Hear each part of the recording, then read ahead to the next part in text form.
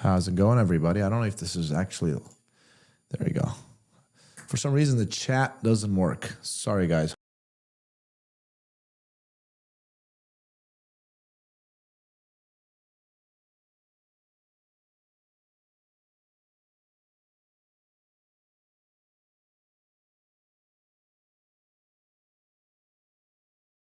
The screen, there you go. So the website crashed. I had to restart it, but looks like this is all good to go.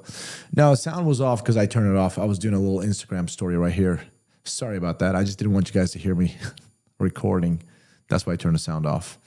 But let me post this real quick on Instagram. How's it going, guys? How is your Wednesday night going right now? Mine is good. I just got home, as always, from work. And we're about to talk about some good stuff. But stand by. Let me post a story on Instagram. Classic Firearms. Hold on. Boom. Live stream link. Boom. Let me put this, make it fancy. YouTube live. Dude, I am just old. Yeah, I am old. I turned 40 just in Los Angeles just last week with Taran Tactical. The whole classic crew too. That was a good time, man. Twitch. Where's Twitch? Twitch Live. There you go. I got this one too. Boom. Send it. And then, hold on. Let me do one more story. I'm going to cut the sound off real quick so you guys don't hear me speaking Turkish.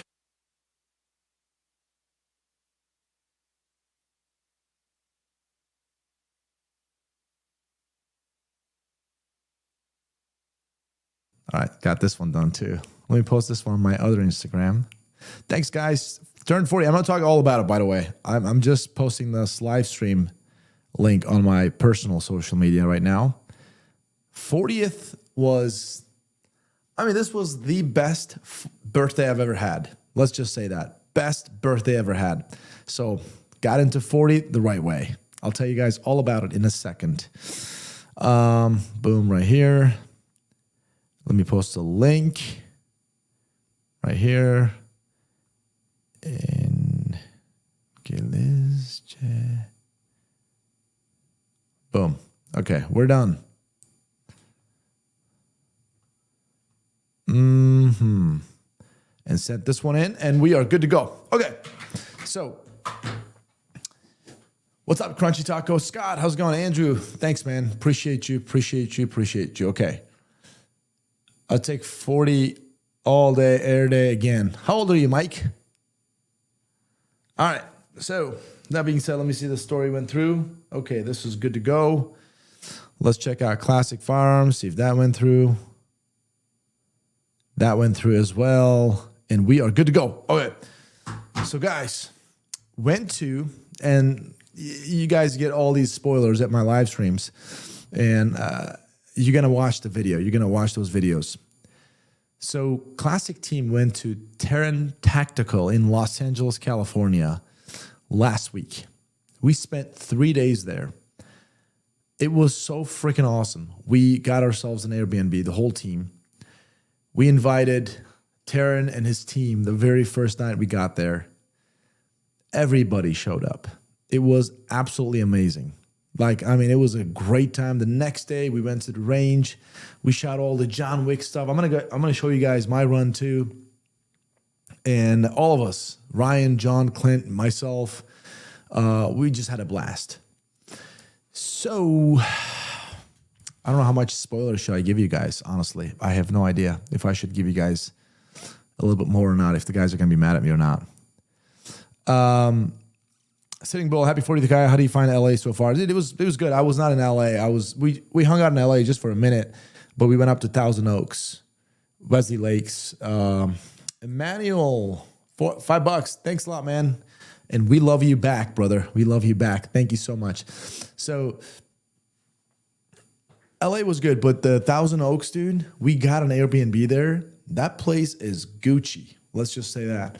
And Taran Butler's range. First of all, I'm going to say it straight up.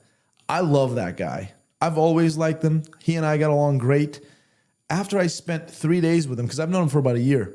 After I spent about 3 days with him, I love that guy so much more. He's an awesome dude, man.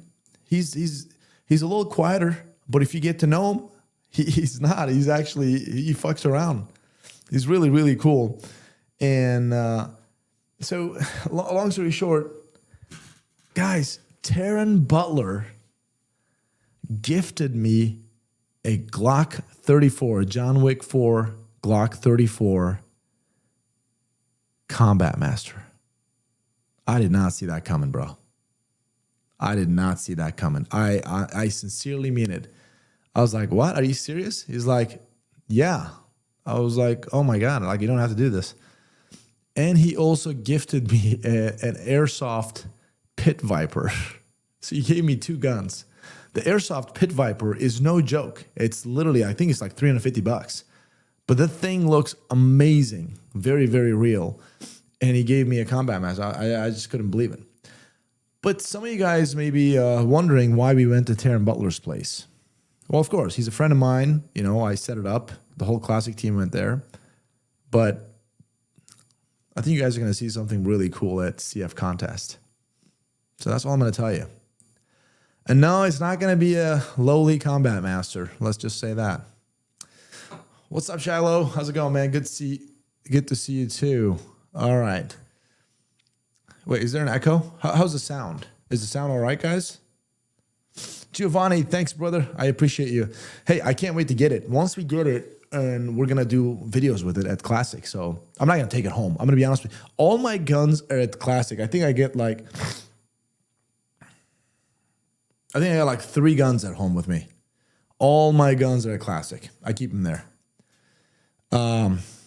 Mokavi, how's it going, man? Sitting Bull loud and clear. All right, good deal. Crunchy, that's awesome. So that's it. So let me tell you this. So Taran Butler's range, I use the word iconic all the time because I don't know any other word. But no, seriously, it's incredible. When I was at that range, I'm going to tell you guys this much, right? There's famous people all over that range. So you don't know. I don't know. Like, I don't watch TVs. I mean, I watch movies a lot. I don't want to lie. But I don't watch any TV shows, any of that stuff. So there's a guy zeroing in his couple of old school rifles with Taran, right, at the range. Like, hey, what's up, man? That's all. You know that freaking guy, we find out later on, you know, he tells us about it. The director of Italian Job, old school guys would know that, Fast 8, and there's another movie I think called Barbarian or something like that. And now there's an upcoming movie with Kevin Hart and all that stuff called Lift. It's a heist movie. He directed that. The dude is huge. I didn't know anything about him. He was just at Taran's range, like super humble, nice, just shooting his guns. And I was like, holy crap. And then we're hanging out there, and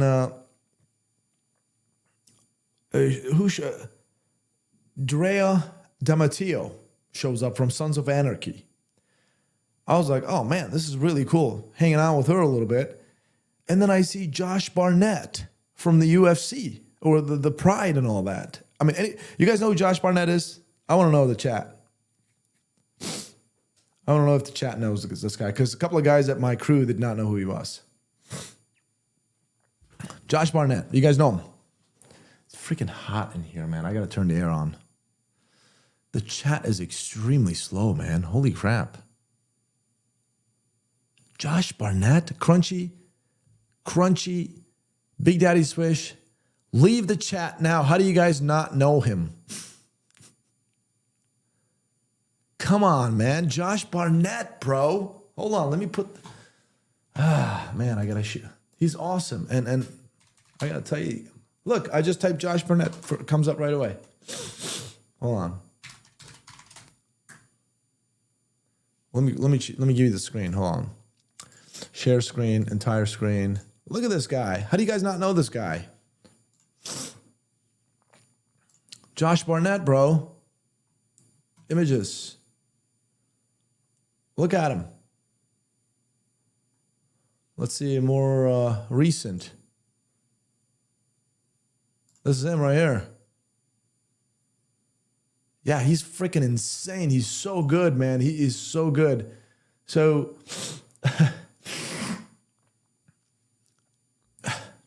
let me see if I can show this.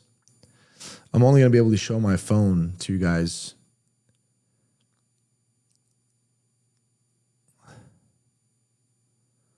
This is when Taran, this is a video, but I'm going to go ahead and show you on the screen right here. This is Taran giving me my gift. I'm talking to Josh Barnett. There you go, see? Josh is right to my left, and Taran is right behind. He's carrying the box. He's bringing it to me. Well, let me play it a little bit. Hold on. You guys aren't gonna, yeah, there you go. Happy birthday to you. See, that's Josh. Happy birthday to you. Happy birthday, dear Kaya. Happy birthday. Look, Drea right here. So anyways, I mean, I don't want to play the whole thing, but that was Josh right there, Taran right there, bunch of people. It was surreal, man. I can't believe it. I can't believe it. Those freaking guys. My birthday was on the 28th, just a few days ago. So like last week. Kaya, who would win in a fight? Josh Barnett or Kaya? Of course me, dude. Come on. Why would you even... I'm actually offended you asked me that question. I really am. Come on. Josh Barnett. I mean, yeah. There's that. But anyways, so here's what happened. Let me turn this off. How do I... There you go. So anyways, here's what happened. So it's my birthday. We're hanging out at the range with Lana Del Rey, Drea D'Amateo, obviously Taran and his lady Tatiana, and Josh Barnett. Obviously Lex from Three Teeth. He was staying with us. He's an awesome guy. Love that guy. And I was like, hey, you guys want to come over? Like to our Airbnb, we're going to hang out and whatever. Dude, they all came. They all freaking came to our Airbnb. It's me and all those people. Like me, Josh, we're sitting at the kitchen just eating and drinking, me, Lex, and Josh, just BSing and talking about a bunch of stuff. And just everybody's talking to everybody. Fantastic time. It was like surreal. It was a really good time. I mean, we were tired. We did some work there. And you guys are going to watch those videos. But it was a good time, man. I just wanted to share that with you guys because I haven't seen you guys. Last time I did a live stream, we were obviously there. And it was me, Clint, and all the crew. We were kind of like hanging out and used my phone. But... now that it's done, I can just give you guys all the dirty. So, Kai, haven't you figured out, man, you're famous also? I mean, maybe a little bit. Certainly in Turkey, a little bit, but not here. I mean, it feels like it's very humbling. When I go to Turkey, like people recognize me all over. I'm like, damn, that's kind of a different feeling, you know? People come up to you and stuff. Not here. Here, I mean, very, very, very seldom I get anybody want to take a picture. In Turkey, freaking, like, I don't think I can just go out without people taking a picture. And that's a good feeling, by the way. I like that. Thanks, Sheldon. Appreciate you. Yeah. Oh, dude. Don't care about being famous, by the way, honestly. I just want to be around good people. Joe, who would win in a fight? You now or you 5 years ago? Oh my God. Wait a minute. That's a good question because you know why I say that? Because 5 years ago, I was much more active on jiu-jitsu, but I am stronger now. And yet I still have a lot of that jiu-jitsu. Like technically, I was more technical jiu-jitsu grappler 5 years ago. No, wait a minute. No. 5 years ago, 3 years ago would be more appropriate. I would say, no, right now, me, for sure. For sure. I would, I know for a fact, if I got a hold of me 5 years ago, he's not getting away. You know what I'm saying? I'm just a lot stronger. And I'm just as fast, by the way. Like I've kind of found this balance. Like I'm sitting right at 200 pounds and kind of lower on the body fat a little bit. I'm just as fast. Like I can move fast, but I'm strong. Like strong enough, let's just say, right? So I think I'd probably destroy my 5 year ago self. Billy, how's it going? Kai, have you heard about a company called Dagger Defense? They make optics. I don't, man. What kind of optics and where are they from? Active Jiu-Jitsu Kai would win. I mean, I was more technical. Like how do I say? Like right now, I just had a little shoulder injury, but I was going to Charlotte Jiu-Jitsu Academy here. And I was in pretty good, right? Even though I've been out for a little bit, I was able to just remember things very fast, like very fast. I just grappled with a guy. First 3 rounds, I was like, okay. And then the 3 rounds or the third round, I was like, oh, like I was remembering a lot of things. It was coming back to me real fast. But I was more doing the defense. But 5 years ago, I was like doing a lot of offense stuff. So I was like decent. I was a couple stripe blue belt guy, you know. Jerneth, happy 40th birthday. Happy 40th, bro. Go buy a 40 cal. Thanks, bro. Pete, how's it going, man? By the way, I saw your text. I'm sorry I haven't gotten back with you because I was driving my truck. I rushed home and I set the stream up, so I haven't been able to get back with you. But I will call you, brother. I will. Wait. Yeah. $40, man. Yeah, $40. That's insane. Pete, that sounds like you're doing pretty well. So thanks a lot, man. Appreciate you. Let's see. What else we got here? All right, Dagger Defense. Looks like Burr stuff. Good for home defense on a budget type stuff. So what do they do? Like they make like red dots, like optic sights for like an AR-15, or is it like an LPVO type stuff? Or is it like long range? What else we got? So what about this light ammo debate? Okay, I wanted to ask you guys this. So here's the deal. I've been seeing at least a couple of guys that I know too. They are carrying this like really, really light, like 55 grain 9mm. That's going like 2,000 feet per second, like real fast, but extremely light.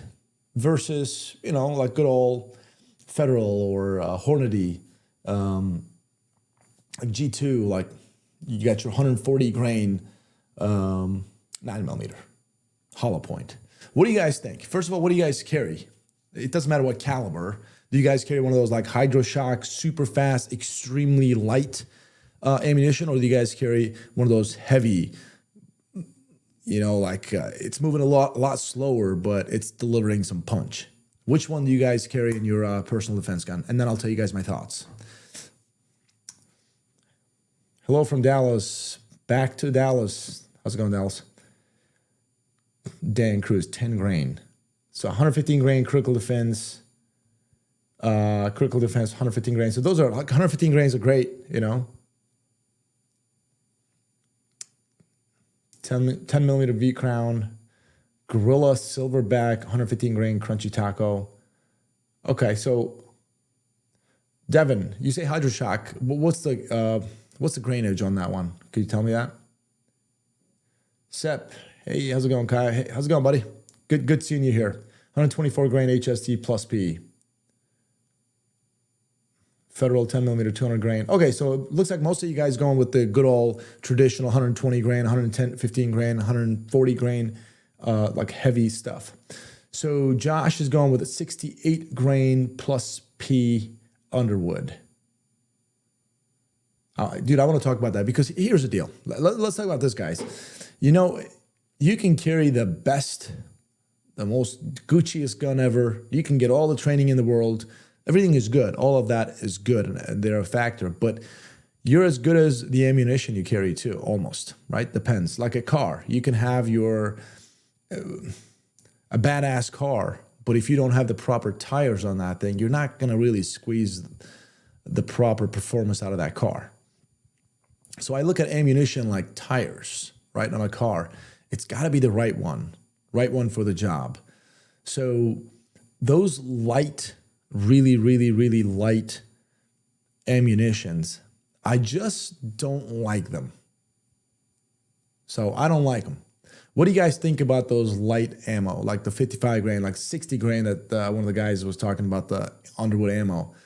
What are your thoughts on them? And I want to know, first of all, why do you guys carry them? Like, why?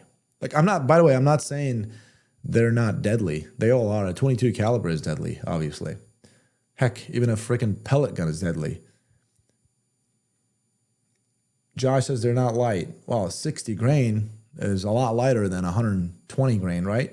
We're talking about half. Okay, Josh, tell me, what is very good about Underwood? Like, I want to know about that. Let's talk about this. Seriously, let's debate this together. I want to learn a couple of things from you guys, and hopefully I can leave a couple of things on the table for you guys here.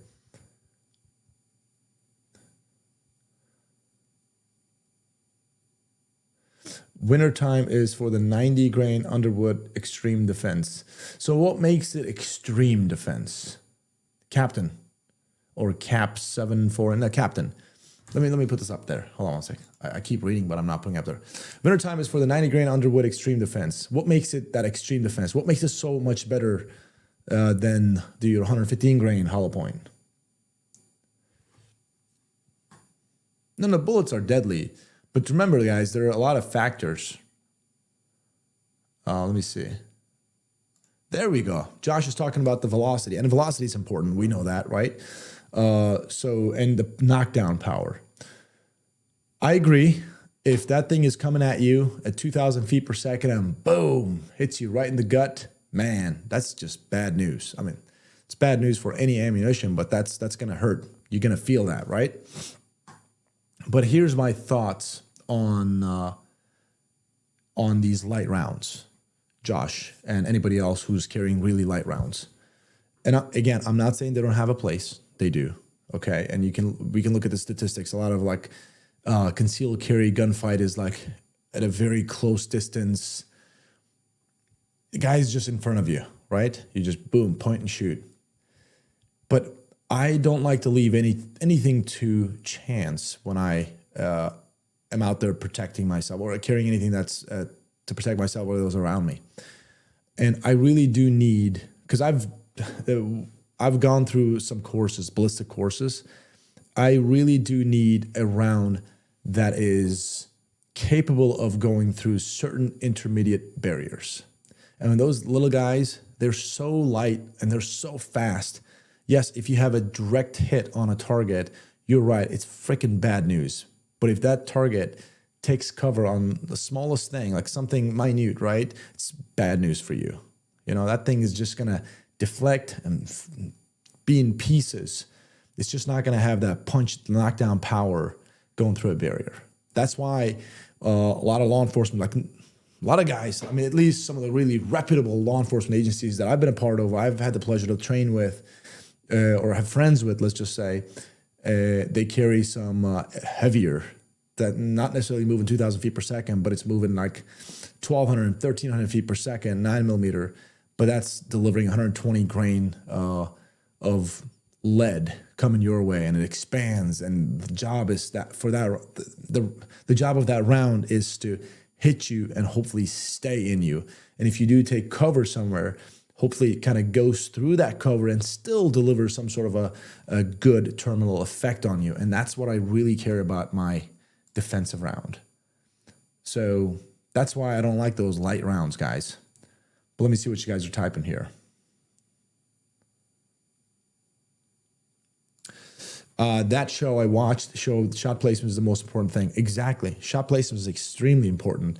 Extremely important. But there's one thing I gotta say about the shot placement. Unfortunately, during a really, really stressful situations, even one of the most trained folks out there, you know, they've got accuracy issues. Of course, they're a lot better than your non-trained people, right? Of course.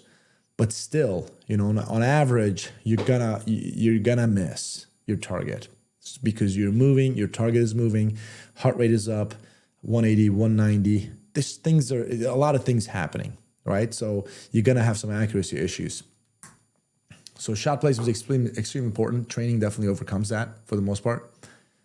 I advise everyone to check out Underwood. I'd love to check that out, Josh. So why don't you tell us about the Underwood? What was that, 90 grain you said? I mean, 90 grain is not too terrible compared to those 55 grains that I've seen. There you go. Fort Scott Munition 60 grain solid copper projectile. So here's the thing with the solid copper projectiles. I mean, again, they're all very good, right? I mean, if you have that direct hit, they're all very good. And that solid copper projectile is going to go through a most likely an intermediate barrier for sure. But then there's a lot to an ammunition than going through intermediate barrier or not going to it. There's a lot of factors. When the FBI does their ballistic tests, literally one single round is subjected to 500 points of performance check. 500. You'd be like, you can't wrap your mind around that, right? But the BRF, the Ballistic Research Facility in Quantico, those scientists, they're not cops. They're scientists. They're just testing the living shit out of every little things about it. So the expansion, the amount of expansion, the time of expansion, you know, like when a round goes into a person, or let's just say ballistic gel, but into a person, how much after it penetrates, it starts delivering that temporary wound cavity. When does it start expanding? Like there's so many factors, man. I learned this, again, I'm not an expert by any means, but I've been to a couple of courses and every time I was like, holy crap. Like I thought it was more like black and white, right? You got this projectile that's moving real fast. It's good to go, but there's so much more. Now, every one of them will kill, of course. Every round that you guys mentioned here will kill, but our goal is not to kill, it's to incapacitate as fast as possible to stop the threat as fast as possible. And in conditions where perhaps a cover may be utilized. By getting all those points in my hand, I pick a certain round, and based on the stuff that I learned from the Ballistic Research Facility, that's why I've just been really big on the G2. I mean, I still have some of that, but definitely I go with the Hornady Critical Duty. That just like seems to be a really good round. By the way, I'm not in any way saying, I just don't want anybody to think that I'm saying that's the only round. There's so many great rounds out there. It's just that do your homework before you just buy it or just read some stuff on the internet. Some guy who doesn't know what they're doing but pretends like they do and just go buy based on that. Just do your research. Listen to multiple different things. Look at some of the testings on it. And testing's not done by the factory or the manufacturer itself. Just from a third unbiased party, let's just say. I would say that. I read that 45 ACB traveling slowly at around 1,000 feet per second has the most reliable expansion of hollow point calibers. See that? Okay, right there, Cody. Now that statement is not true. You know why? It's true on certain brands. It's not true for all other brands, right?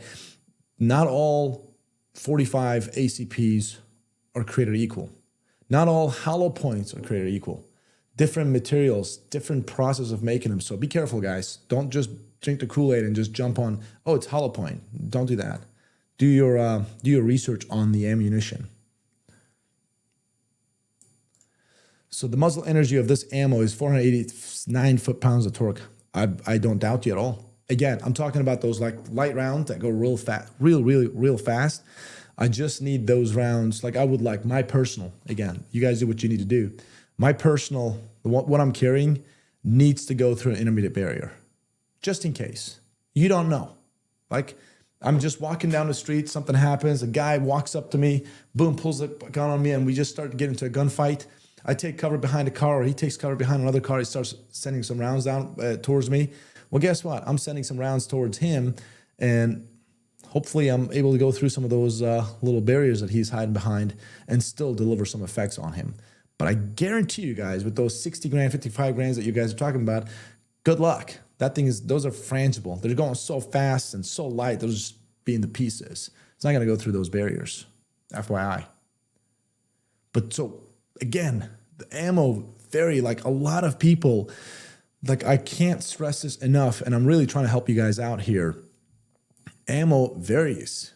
Like they're not all the same. Like literally, company A, company B, company C. They all tell you 9mm, 115 grain, hollow point, extreme defense. I'm just making this up right now. Literally, all three of them will perform completely different than one another. I've personally seen that during my certification when I was becoming a firearm instructor for the Bureau. So be careful is what I'm saying.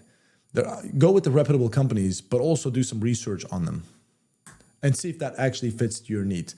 Not everybody's thinking about barriers. I do. Okay. To you, you're like, you know what? Statistically, 90% of concealed carry shootouts happen with an arm distance and no barriers are involved. For the most part, that's true. Maybe you're just willing to take that risk and go with that. You don't have to do what I'm doing, right? But I'm just saying, when I pick out an ammo, I definitely consider intermediate barrier. It's very important that it needs to go through an intermediate barrier, still have enough velocity and punch or energy to penetrate into a flesh. It is a very complicated subject. But you know what? I think we need to open up that can of worms here and kind of debate a little bit, talk about it, maybe create a little fight here so it creates awareness. And you guys go do more research on it and pick out the right ammo. I promise you, there was a company, I don't want to give their name, and I learned this way back then. Literally, they used the same exact ammo and dipped the tip of that ammo into a certain color and said, this is their, making it up right now, this is their extreme defense or extreme penetrator. Same exact ammo. Ballistic gel test by the BRF proved that to be exact the same ammo. There you go, man. The companies that do that, bro, they do that. And people who don't know, and by the way, not knowing is not it's not your fault. You know, not wanting to learn is, I would say, that'd be your fault. But people buy. People's like, oh my God, this thing has got a red tip. Oh, it says extreme defense. I'm gonna buy this. Well, Jesus, man, did you look into that stuff? That round is gonna protect you. All your training and everything. Well, if you put a shitty round in there, not going to do anything to you. You want to make sure, obviously, it cycles properly, reliably, but it also has that terminal effect. Sounds like those zombies max ammo. Hey, maybe, I don't know. I'm not going to give any information about that company. I don't want to crap on anybody. So let's see what else is out there. Lee, Kyle, you guys should get some gel, pork ribs, and sheetrock to do some messy tests for the channel on light versus heavy. Lee, I'm glad you said that. Everybody at Classic knows I love doing like ballistic stuff. Like, I don't care for shooting at paper or steel. I really don't. Like, it's fun, first couple of mags, and I'm done, right? But I would literally do like shooting at things. Oh, let's put a few monitors and see how many rounds or what 9mm does to 5 monitors, or that what you just said, some pork ribs. Oh my God, let's check out 9mm, 45, 40. I love that stuff, dude. I love that so much. I'd all day do that, but I got to convince some of the guys at Classic if they would be interested in doing that. But I think this is a very good topic. I'll talk to Ryan about it. I think he'd like that a lot. Light versus heavy projectile ballistic test, and you better believe I would involve some barriers. Again, because on a light, if you don't involve any barriers, a light's going to go in 2,000 feet per second. That's going to be a nasty round, of course. But hey, in real life, there are things around us at all times. You go into a house, there's a couch, there's TV, there's this, there's that. At the range, it's just us and a little target or a little ballistic gel that you put on there. Real life is not like that, man. Things are moving. It's dynamic. So, what else we got here?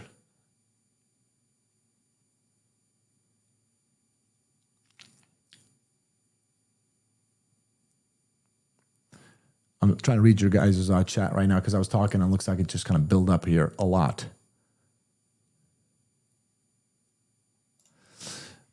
Jerneth, Pete, don't like the idea of a 62 grain projectile moving at 3,000 feet per second. Are we talking, what? That's a rifle round? Well, of course, I love that. That's really good. If we're talking about a rifle round, that's a different story.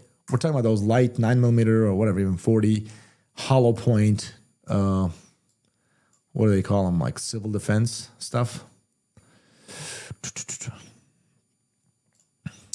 Mass ID 617. Aren't there 5.7 rounds that go through armor so light? Rounds must be effective. Yeah, but look at the projectile. So 5.7 as is does not go through a soft armor. It needs to be that black tip. It's got a steel core.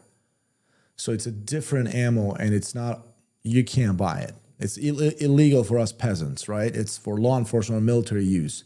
So 5.7, even though it's got a pointy nose and it's moving at 2,000 or 2,200 feet per second, it still does not defeat soft body armor. I personally tested it numerous times.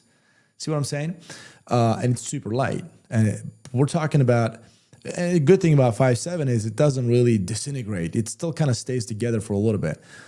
We're talking about those 55 grain, 60 grain, hollow point, 9mm, right? I mean, those move real fast, but upon impact, they start disintegrating into so many pieces. If you don't have a direct shot, they're just going to be not as effective. Let's just say that, because I don't want to say not effective. It looks like we got a super chat here. Emmanuel Esteves Hernandez, $10. Thanks, brother. I appreciate you. I really do. Thanks for stopping by. And you didn't put anything there, so unless you did, I'm not seeing anything, any message there, by the way. Let's see.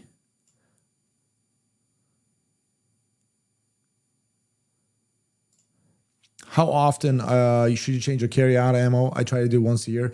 Once a year is pretty good, but honestly, I think they're good longer than that. There's ammo that I had on my XDS. I think I had them for like 3 years before I shot them all, and they were just all good to go. Again, I think if it's a reputable brand and you've stored them at proper temperatures, you should be good to go.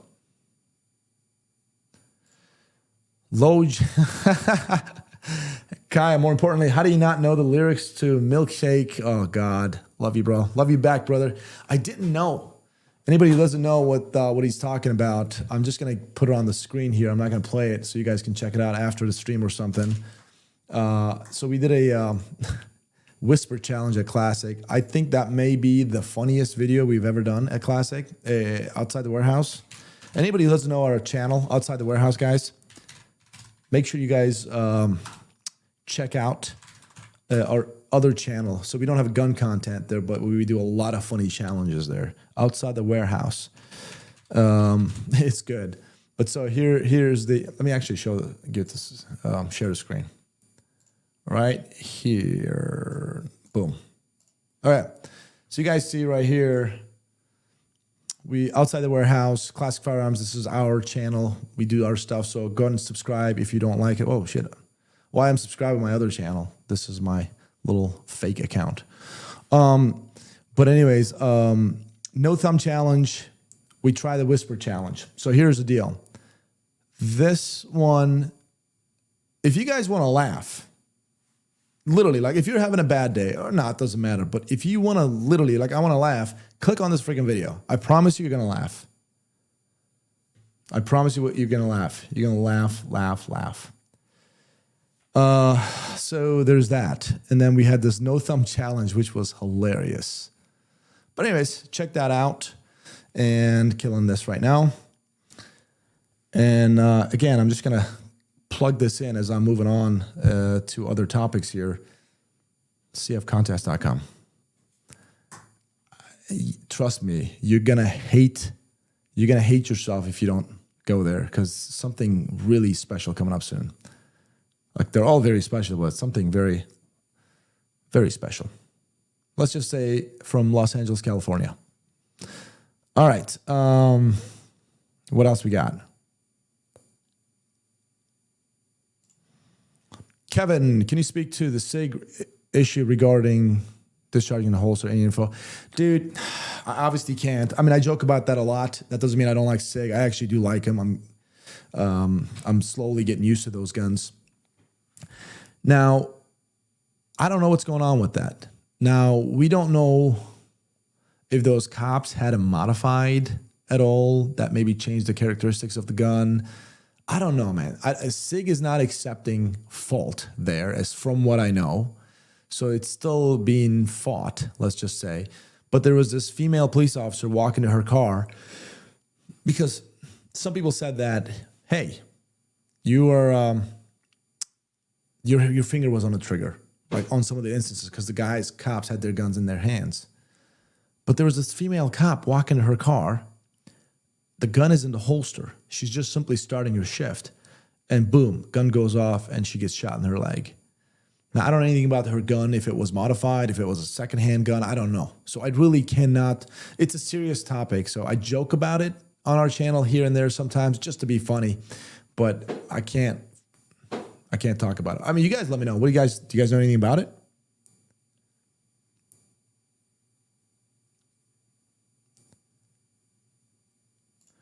In her purse, wasn't it? No, it wasn't her purse, dude. She was a cop. It was in her holster.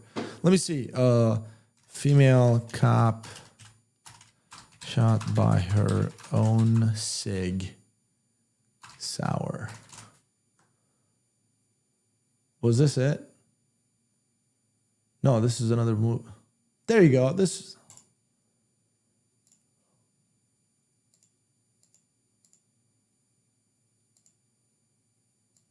Oh, man. Okay, let's watch this video.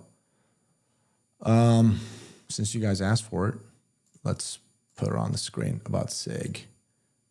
Again, I don't know anything about this. This gun is out there, and it's being carried by thousands of police officers every single day. I don't want to watch some propaganda. I want to watch the video.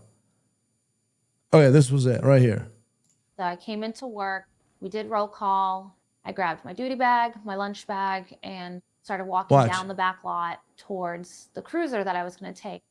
And as I'm walking to the cruiser, I heard a loud bang, and I felt a searing hot pain in my right thigh. I was scared. I was very scared because I thought someone had shot my bag, and started walking down the back lot towards the cruiser that I was going to take. And as I'm walking to the cruiser, I heard a loud bang, and I felt a searing hot pain in my right thigh. I was scared. I was very scared because I thought someone had shot at me. SIG as a brand is heavily marketed and known. All right. Well, what do you guys think? What did that look like? Do you think that looked like anything that was her fault? What do you think?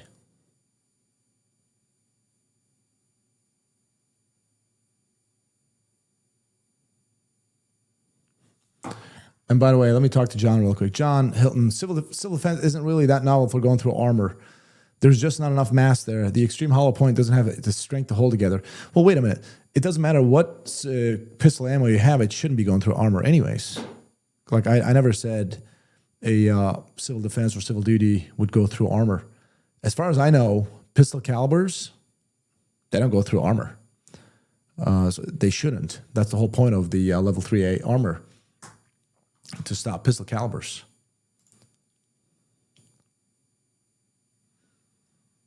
I can't really tell by that video. Well, I mean, here's the deal, truth hurts. It's in her holster.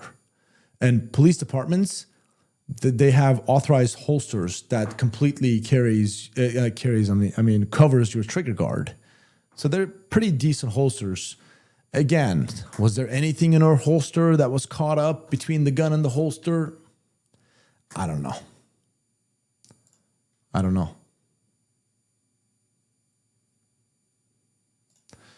Emmanuel, sorry. Hey, thanks, brother. Another $5 over here. Thanks a lot, man. Rigor, SFAR, 760 by 51, 308 Manchester. Your thoughts. Please keep it real. Well, I mean, we have shot him a lot, like at Classic. I mean, I really couldn't tell you the ballistics performance on it. At Classic, we haven't done much of that. But, I mean, we fired him long range, up to 450 yards at our range, live rifle range. We do 100 yards with him regularly. I mean, seems to be pretty good flying projectile. But I really couldn't tell you anything about the ballistics performance. But I'm going to be honest with you, man. It's 308 or 762 NATO. For the most part, they'll be pretty good. What do you want to do with it? Are you looking for some precision, long range stuff? Or is it just like, what is it for? I really don't have anything negative to say. But again, I don't have ballistics test.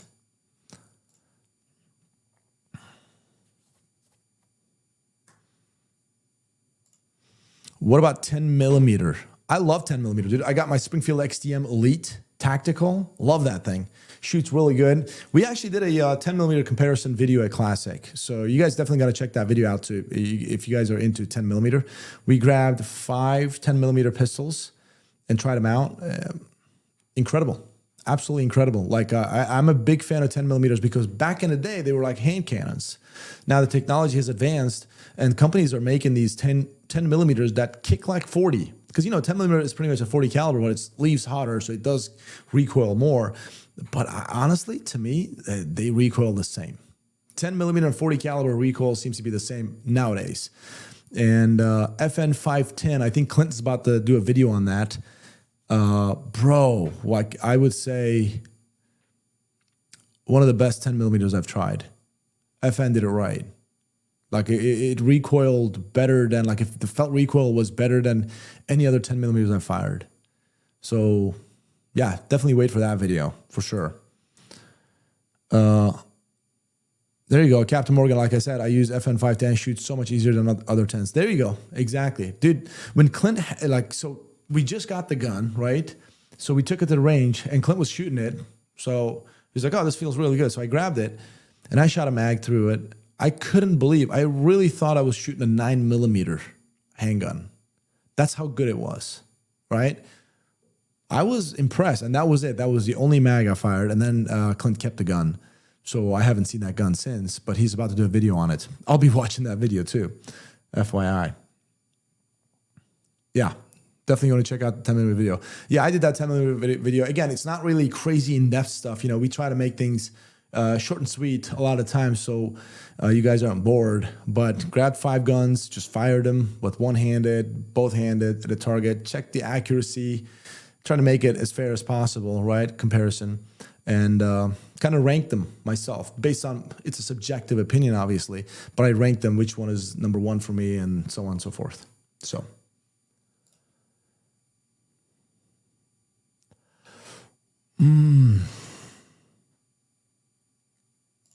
Most 10 millimeters is underloaded by the majority of manufacturers. Bunchy. I didn't know that, honestly. I mean, that does make sense, though, as long as it still delivers that performance.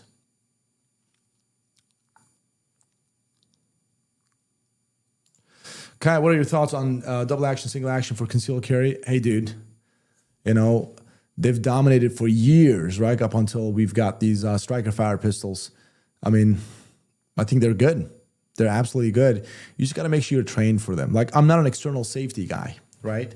Like, if you give me an external safety gun today and you ask, and I carry that, I'm probably going to get killed.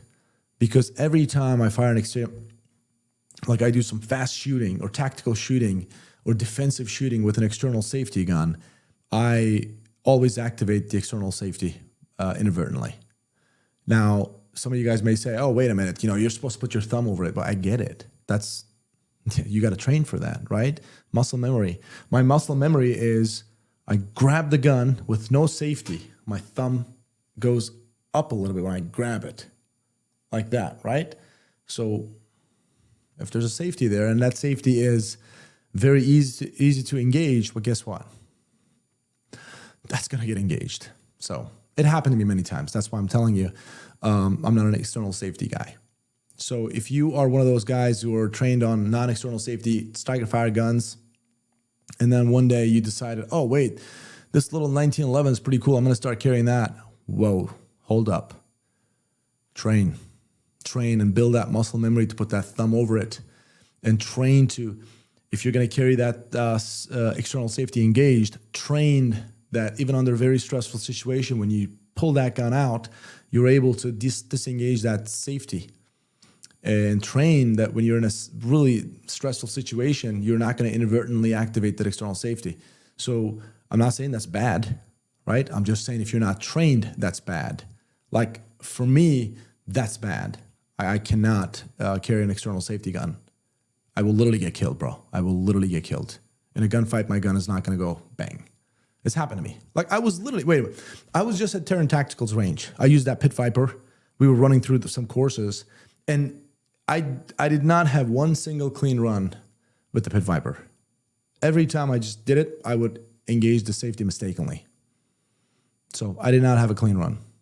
So it would just, like first I would put my thumb over it, consciously go through it, and then once I start doing some mag exchanges and moving on, running, whatever, then I would go back to my training, and then I would mistakenly engage it again. So JC, welcome back, brother. It's going great. How are you, man? Good seeing you again. And by the way, good. Anybody else who's new, welcome. Appreciate having you here. Anybody else who has been here before, welcome back. Good having you here. Tactical Precision Training LLC. Thanks, brother. Exactly. Train because your life depends on it. Exactly. That's what it is. You got to train. And by the way, guys, please don't get trained. Oh, my neighbor knows how to shoot a gun. I'm not saying your neighbor doesn't, but guys, a lot of people call themselves, they know how to use a gun. They don't. Like, I sincerely mean this, they don't. Just get proper training, man. So I don't want to just say train. I want to say proper training. Gosh, like I'll tell you this. By the way, just because, and I will call every single one of you guys out, just because someone can punch a hole like that on a paper at 15 yards does not mean they're qualified to qualified to teach, sorry. Because when I first became a police officer, I was sent down to the police academy, and guess what? At the academy, I was one of those cadets that I was just able to bang, bang, bang, bang, bang, and put like stack rounds on top, and I would punch a big hole on a target. I promise you, I was the last guy you wanted to learn from, because I freaking didn't know what I was doing. They just taught me how to hold that gun and how to press, like do those fundamentals, right? They taught me those fundamentals, and I listened to them. I didn't ask why. They said, hey, press your pad of your finger right there, and then just kind of press it directly to the rear and front side and all those things, the usual things that we know about, right? And I would do that, and boom, yes, it would translate into accurate shots. But I didn't know why, and I was not qualified to train. So be careful. Not everybody who shoots well are qualified to teach you. So what else we got? Jerry Brooks, love these chats. Y'all keep it up. Thanks, Jerry. Appreciate it. Indeed, proper training. Exactly, brother. Exactly. Proper training.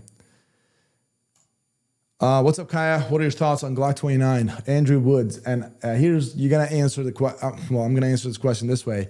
What was Glock 29? Is that the, what caliber was that? I don't even know. Was that a 10 millimeter, the little one? Is that the little guy? 10 millimeter? What was it? I forget. I was actually just looking at that yesterday. 10 millimeter, yeah, the smaller one, right? I haven't fired it, man. I have zero experience with it. I used Glock 20 numerous times, Yeah, I used that. So I'm going to be honest with you. At Classic Firearms, everybody calls me Glock fanboy. It's not a Glock fanboy thing. I like Glocks, and you guys got to understand that's what I carried on duty for years. So I have thousands of hours behind my belt, behind that gun. Well, of course, I'm gonna lean towards that gun because I've used it so many times. They work. They're fantastic, and there's a reason why they're really the most popular handguns out there. That doesn't mean other handguns are not good, but I'm gonna be honest with you. The Glock 20 sucked. I did not like the 10 millimeter Glock 20, bro. I did not like that. In fact, I think I ranked that one of the lowest. That's your spoiler right there for that video. What's up, Jermaine? Good seeing you again, man. How's it going?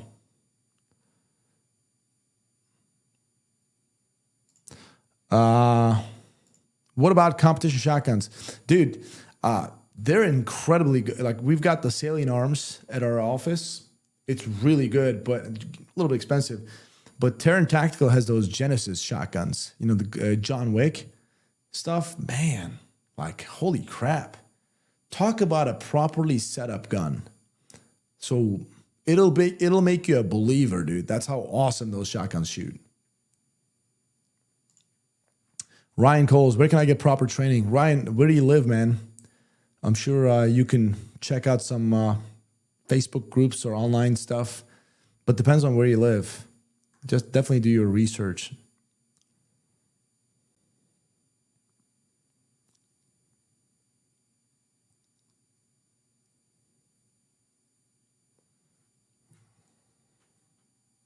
I haven't drank this one. My little Gioico.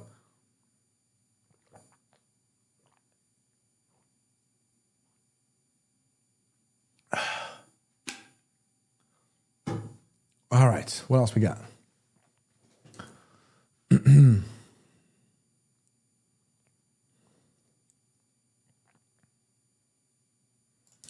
Steve, how's it going, man? Good seeing you again, by the way. Kaya, with the war spinning up in Europe, do you foresee any issues with the availability of Canik guns or parts? I don't think so.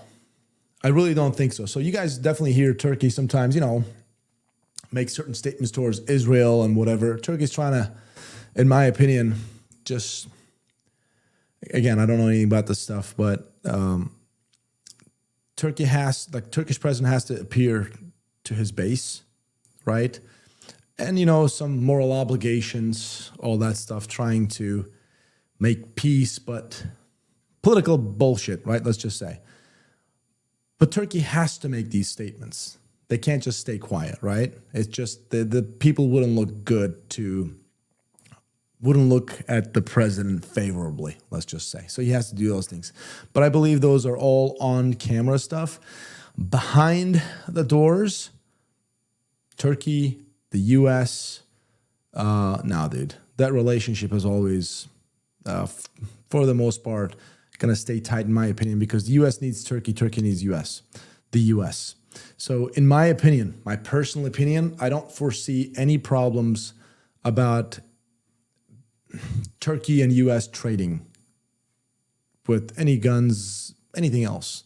So I think that's here to stay for the foreseeable future. As for Canics, nah, dude.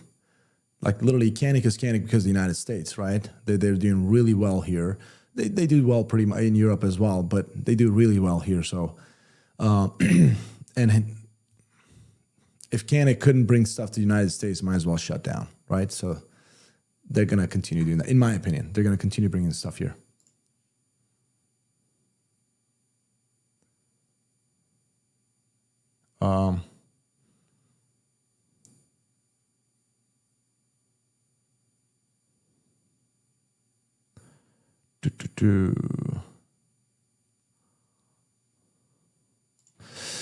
Did the Mete MC9 issues get worked out? Rider 50. I don't know what kind of problems did you have. Wait, I'm not aware of any Canik MC9 issues. Can you guys fill me up on that one? So, I don't know anything about it. Ammo prices are going up. That's what I'm seeing too. They are going up indeed.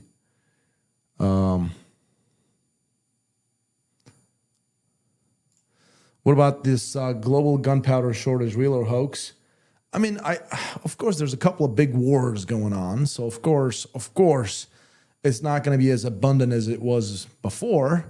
But as in it's shortage and we can't keep up, maybe that's a little scare tactic. It's definitely not as available as it was before, but it's still available from what I can see.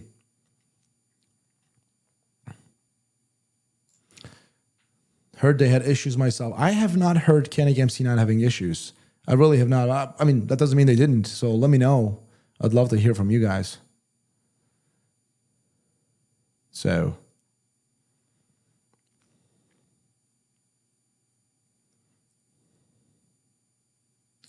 Crunchy Taco is jumping in again. Election year, prices on 2A stuff are going up. Indeed, my friend. Indeed. Politics, gotta love them. Gotta love them. Here's my vote, and here I'm ready for you to just hump me. That's how they are, man. Oh, there you go. Kevin, Bird at 1301, though, for real. 1301 was pretty good. I loved the 1301. It was really, really good. Like, we've actually just done a video on it, a couple of videos on it. Absolutely a fantastic shotgun. Love it. I'd still take the M4, though. You know, you guys know me. I like the word iconic. What else? I'm trying to catch up on chats. If I didn't answer your question, you guys can ask again. I'm sorry. I'm trying to catch up. So, looking at all the previous chats here. Let's see what we got.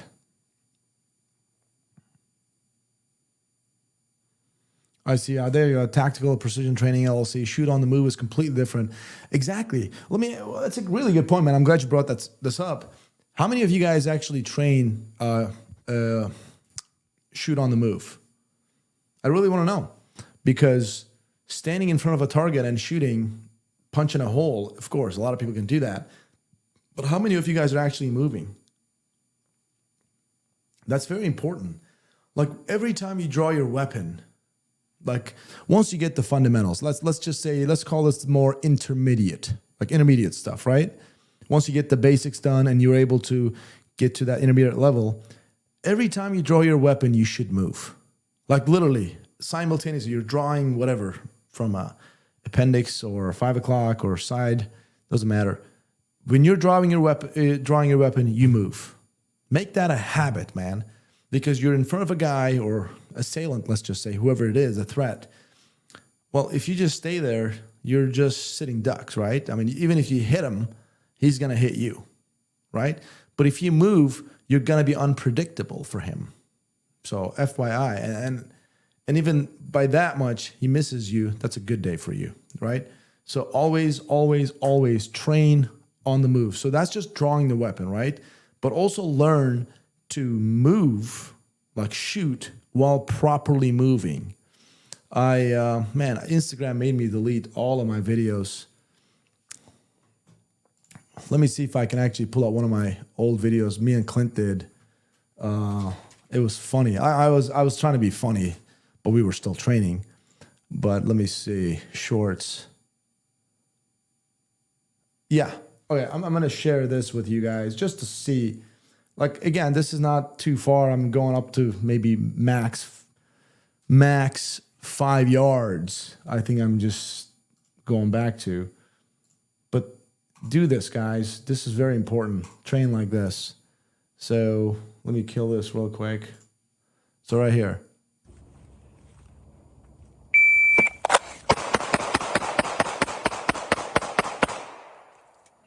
Just keep moving. Don't stop. Just keep moving. We're having a little fun, me and Clint, and just. I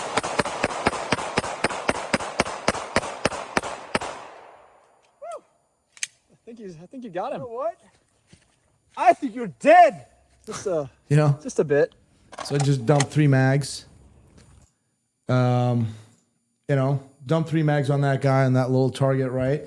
But it's still like moving. You just draw and move and fire.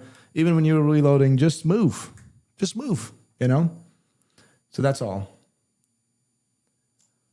Hog hunting will get you a real experience. Yeah, dude, those things. Hey, how do you hog hunt? Do you hunt from a helicopter? I heard that's really, really hard. I've not tried it. So you should act in action movies. I like Scott Adkins. Hey, maybe someday. I don't know. Maybe. Got a couple of offers. We'll see. Abolish the FBI. Amen, brother. I don't know. Whatever you say. Okay. Exactly. Nobody's standing still like a target. Downrange. You know who stands still like a target? People who are not trained. They have nothing in here, nothing fired and wired, and they freeze. We call them victims. All right. Or as Crunchy said, dead folks, which ultimately end up being victims. Yeah.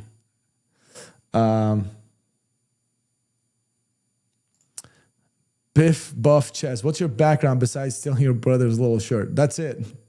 I stole shirts. Brother's little shirt. I like it though. I like these little shirt comments. That's good. That means I'm getting bigger, dude. Yeah. Yeah, bro. Gotta lift some more. Okay. By the way, I really don't like baggy clothes. I've never liked them. I like them at home when I'm sitting at night watching TV, relaxing, or going to bed. I like those baggy stuff. If I'm getting out, dude, I like to wear them a little bit more fitted. I mean, this is pretty loose around here.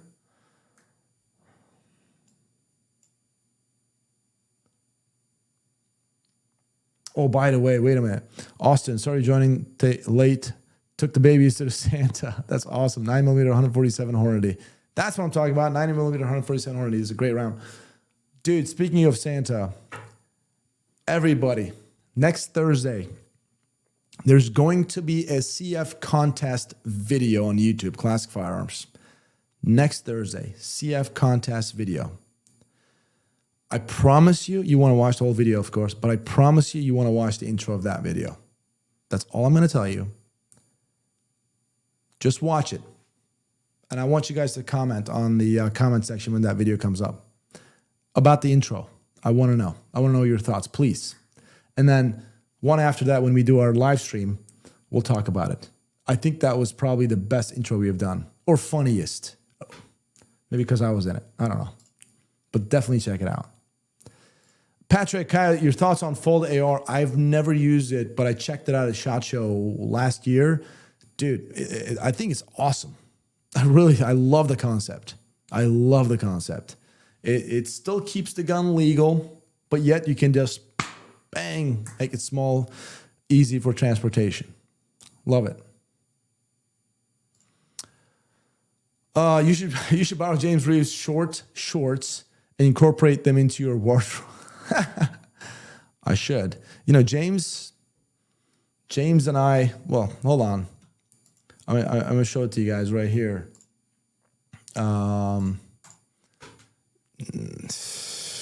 Was it on, I think, a Classic main page? No, it was, I got to show, me and James, I got to show something about, this is where it was. Okay. Kill this. I got to find where James was. Was it? All right, so check this out. Me and James. I'm going to present this real quick. Share. Oh, wait. Generation, let's say our future. Okay, 5.7, yeah. That's the 5.7 is our future. A legend says that there's a guy named James Reeves at TFB TV. He loves 5.7s. Yes, that's what I heard. Yes. He will be here soon to have some. I think so too. Yep. Whoa! What are you guys looking at over here? Look at this! Look at a huge 5.7 guy. Huge. Wow. I don't know if you knew that or not. But I I'm a had no huge clue. 5.7 guy. You don't. Sorry talk to about interrupt. it at all. Yeah. Sorry to interrupt. So, hey, you guys saw that. I'm not the only tight shirt guy. He wears tight shirts too. Come on. So, coming at me like that, I don't appreciate that, man. I feel like I'm being singled out here.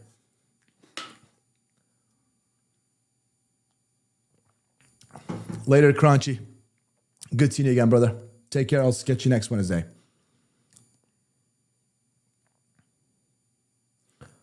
Wait. Cody, what do you think is the most effective self-defense weapon second to a firearm? It's a very good question. Very good question. I'd say a knife. Definitely a knife. I mean, if there's no gun on you, you can bat somebody all day long, but knife, bro. So, what do you guys think? What are your thoughts?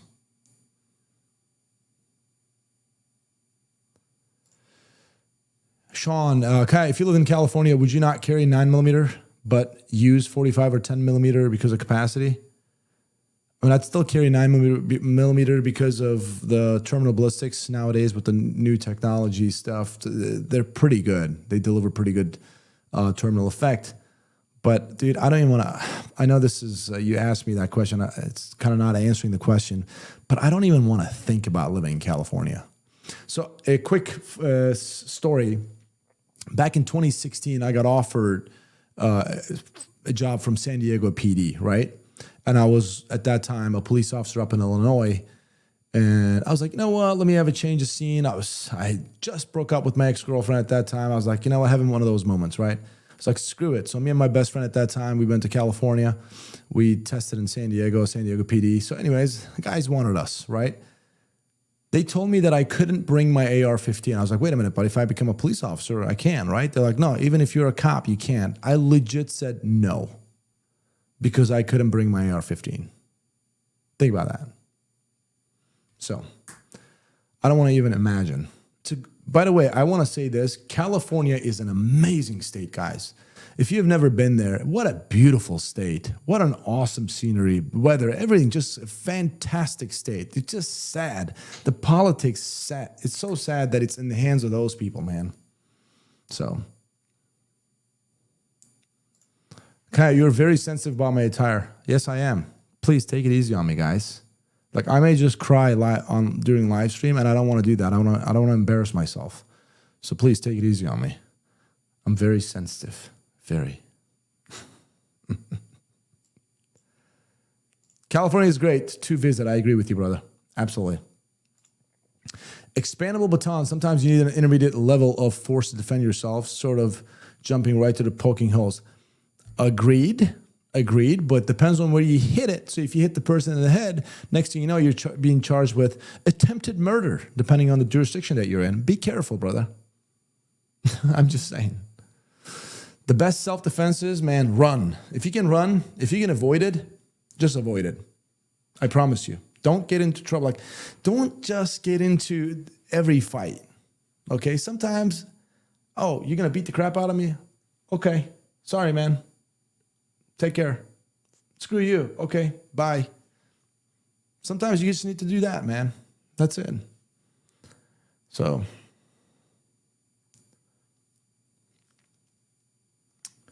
what else? What else we got here?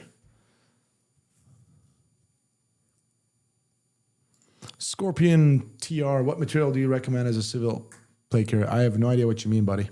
What do you mean material? I don't get it. You guys get what he's trying to say? What material do you recommend as a civil plate carrier?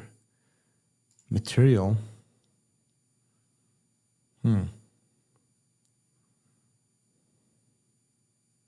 Richard, right here. I'll gladly swallow my pride to avoid conflict. Same here, dude. I'll tell you guys a quick story. Another story.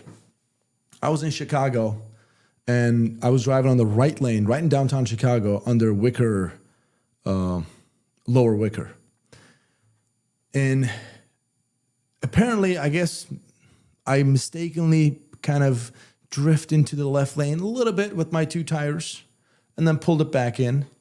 This other truck, two hillbillies, by the way, straight up hillbillies, bro. They were just nasty. They pull up next to me. So they're in a truck too. I'm in a truck. So we're in the same height. And these are tiny little roads. So dude is like literally, if I spit at him, I'd probably hit him in the face. Like that's how close we were. And literally he's like, you piece of shit, you this and that. The passenger starts screaming at me. And then driver is screaming at me. They're both screaming at me. And then he said, oh my God, look at your mud flaps, you poor bastard. You don't know what the fuck you're doing. You're this, you're that. Oh my God, you can't even afford a real truck. You're a loser. Go kill yourself. I mean, they just laid it at me. And the entire time I just looked at him. I was just looking at him. I was like, okay. And then they stopped at one point. I was like, are you guys done? He's like, yeah. And then, and I guess I said this. I was like, why don't you come over here? I just said it. I mean, I shouldn't have said that part, but he just, oh, fuck you and this and that. He just started yelling at me more. I just like started laughing. I legit started to laugh as they cussed at me and the light turned green and they just went straight. I turned right. That was my thing with these guys. Bro, I mean, every part of me wanted to just get out of my car. And I know for a fact I beat the living shit out of that passenger. He was a tiny little guy. He wouldn't survive. But you don't know what he has. I mean, it's a 3-pound trigger, bro. You don't know what he has. Just, there's no need. Like, I didn't want to die on that hill, right? What am I going to do? Okay, let's just say I get out of my car and I curb stomp both of those idiots. Do you think I won any kind of a fight there? No. At the end of the day, I still lose. Why? I got into a fight, worked myself up that much, most likely going to have some litigation for that. Why? Oh, that's the best case scenario. The worst case scenario, they were carrying, boo, they popped me, right? You never know. So.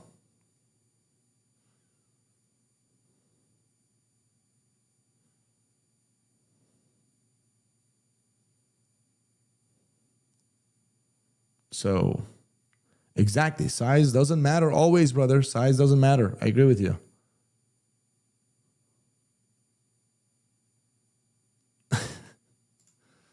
Dave, dude, bro, low Ricker. That was me. Not really, but good story. Are you sure? Was that really you, Dave? Let me know. Damn it. That's true, Brian. Fuck, I forgot. I did not think about that. Damn it. I should have gotten out of that car. Just beat the shit out of those two guys. Chicago's a gun-free zone. There's no way they had guns. Damn it. Man, I didn't think about that. So here it is.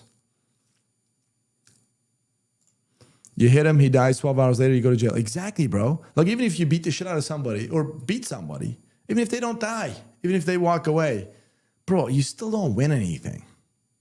It's still a loss, in my opinion. Nobody wins that. So,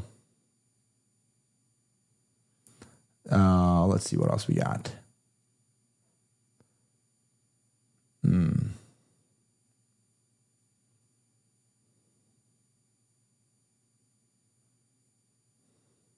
The point of martial arts is to escape. Exactly. I'm trying to check the some of the other stuff that you guys sent me here.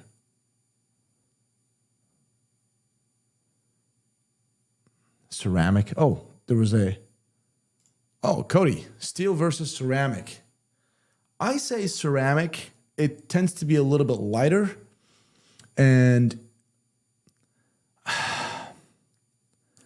it's lighter, right? And less shrapnel shit coming at you, unless that the steel is really coated well. I say ceramic, man, lighter. You know, it'll take multiple hits before it gets defeated. And obviously, if you get already multiple hits on it, it's already a bad day for you. What do you guys think? Let me see. Obviously, ceramic, steel, ceramic, type of ceramic. BB Beast. Kyle, do you prefer Charlotte or Chicago? Chicago all day long. I hate Charlotte. I don't like Charlotte, guys. I haven't been able to warm up to this place. Dave, exactly. You may not lose, but nobody wins. I agree, man. I agree. Black. I'm surprised I haven't seen a CZ P09 on the channel with how much you like it. Dude, I think that's a very fair point. Very fair point. I really do like CZ P09, and we do have one on the wall at all times. I'm pretty sure on some of the videos it's visible in the back. You know, we have the rifle rack, and just on either side of the rifle rack, we've got the bunch of pistols and a CZ. I believe that's.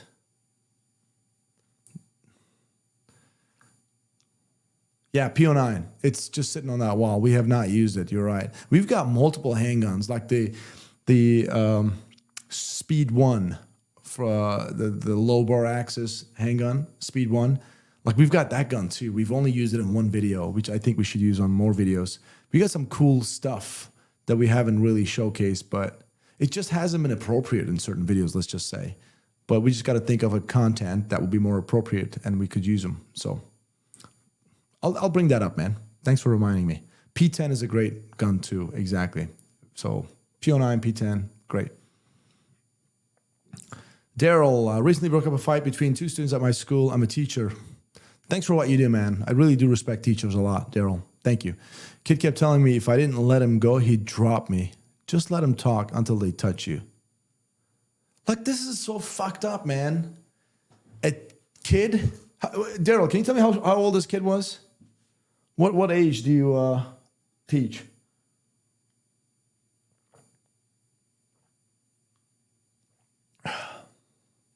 Let me see if Daryl responds. But what's up with these freaking kids, man? They're just like, hey, you don't let me go, I'm going to drop you. Well, you know why they do that? Because they back them up. Ninth graders. Well, guess what? I know we never did that to our teachers, bro. We couldn't do them because if we touched our teachers, we knew we were going to have a big problem. Not only at school, at home, our parents were going to whoop us. My parents, I can't imagine being sent home because I just dropped one of my teachers and explain that to my dad. My dad would drop me and then I'd get up and he'd drop me again. And then I'd get up, he'd drop me again. That's what my dad would do. And then he'd pass me on to my mom and then my mom would just take care of me. My mom would also just grab her slippers and come after me for quite some time. There's no way, dude. We didn't do that. But plus, not only the fear at home, but you also didn't do that. Like, we were respectful like that. I understand we fought our teachers. Like, we would argue sometimes or whatever. We hated one of the teachers. Some teachers were assholes, I agree. But we never really went and just fought or just, like, physically attacked our teachers, man. And now it's like one of those things. Like, Daryl, that kid punches you right in the nose. And then you grab him and then you just slam him onto the ground. The only part that goes on social media is you grabbing that kid and throwing him or her on the ground. That's it. And they're like, hey, look at this big ass teacher slamming the student because student didn't do what he asked him to do. And the next thing you know, Daryl, guess what? There's some bunch of sheep in front of your school protesting on you. The parents are coming at you. Everybody's coming at you. Your principal, who's a little bitch, caves on that political pressure and he fires you. And the next thing you know, you're also getting charged with it and all that stuff. People tell me, hey, why do you want to be a cop anymore? Well, why the fuck would I want to be a cop anymore? You guys tell me. If I become a cop today again, I'd go back to work and I start doing it again, I'm probably going to get arrested for some nonsense use of force shit because I can't put up with the nonsense. Or I'm just going to get so timid because I don't want to get arrested or put in jail for some bullshit. And somebody's going to kill me because I was so complacent or just so timid. Why would I do that for 80 grand a year, 100 grand a year? Why would I do that, man? No way. So I'm not doing that anymore. And a lot of my friends are in law enforcement still because that's where I came from. And I feel bad for them, man. I feel bad for some of those guys because there's some really good guys and that's all they know, you know. They don't have the option to get out, really. So I'm sorry, Daryl. I'm sorry that's what's happening.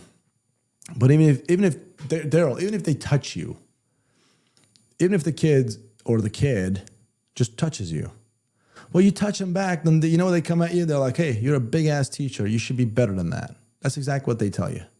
No, screw them.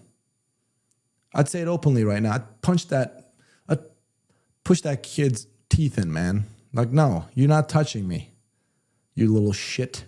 I'm getting upset over here. And I don't really get upset often like that. So, no. If my kid, if I had a son and he's 15 years old, 14 years old, and he just grabs the teacher's like, I'll drop you, and just starts attacking the teacher, and the teacher just hits him or put him down on the ground, I'd be like, you know what? Thank you, sir. I'm telling you I would. And if you're a good parent, you should say the same thing. If you just go after that teacher, again, circumstances are indeed your kid is being a little shit. Okay? You got to look into that because there's some shitty teachers out there too, just like in every profession. But if your kid is being a little brat and you start going after the teacher, you just made that kid worse. What kind of a parent are you? All right. So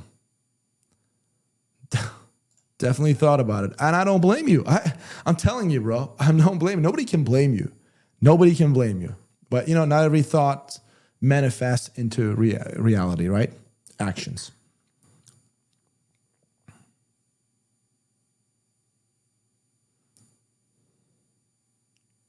Whoa, Patrick, what are you saying? Kaya, best defense against a coked up crack addict in California. 9mm, 5.56, love and understanding, or a DA that meets your attacker at the station and give them $20 and cab fare back to your house. Fucking nightmare. A nightmare place. California. Okay, let's see what else we got. What? Bell Shells, Kaya, is it true Glock is working on an AR-15? Yeah, I mean, that was leaked all over the place, unless that was like some fake stuff, some joke. I know it hasn't been delivered, but as far as I know, Glock did have some AR platform, something.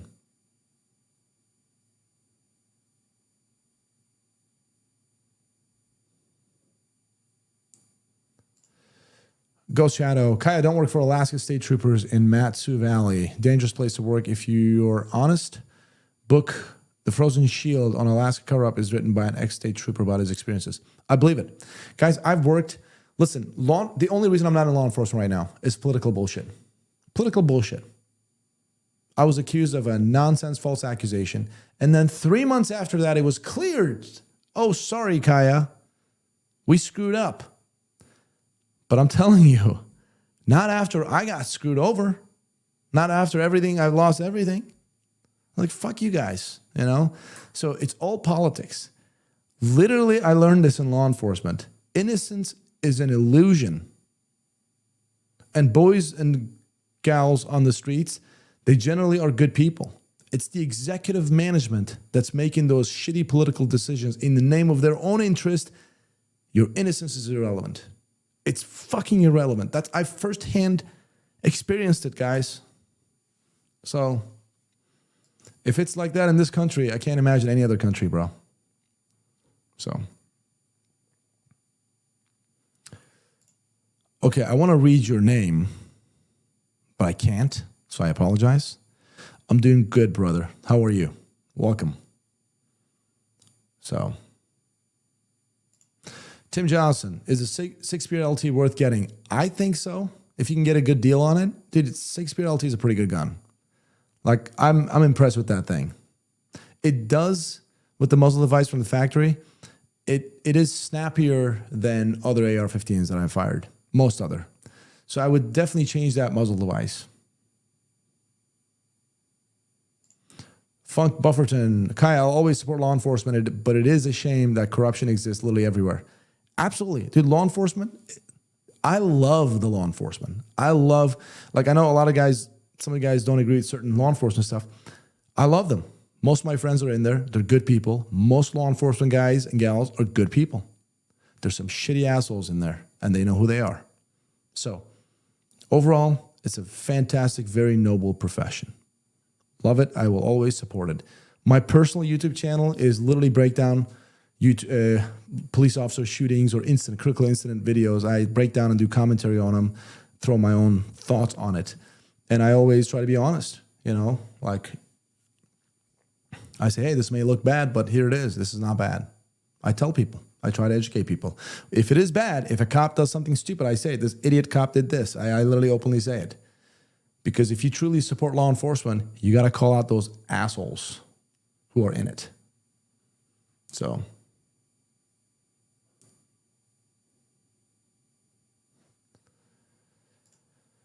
Hey, the big red fella with white goatee that used to do the Classic Firearms Crate unboxing videos back in the day. Who was he, the owner, and what happened to him?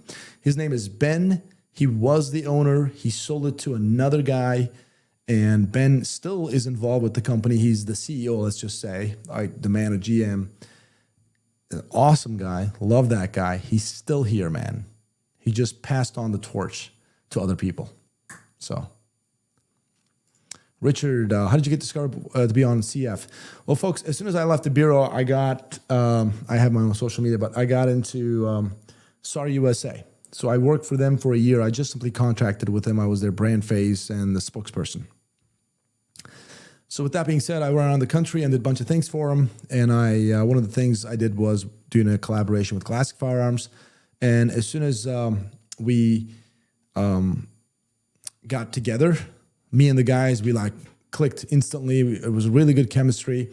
So we became friends. I continued with SAR and we played Call of Duty and stuff. And one day I decided to end my contract with SAR at that time with a certain CEO that I didn't really like. He's no longer there. So I left.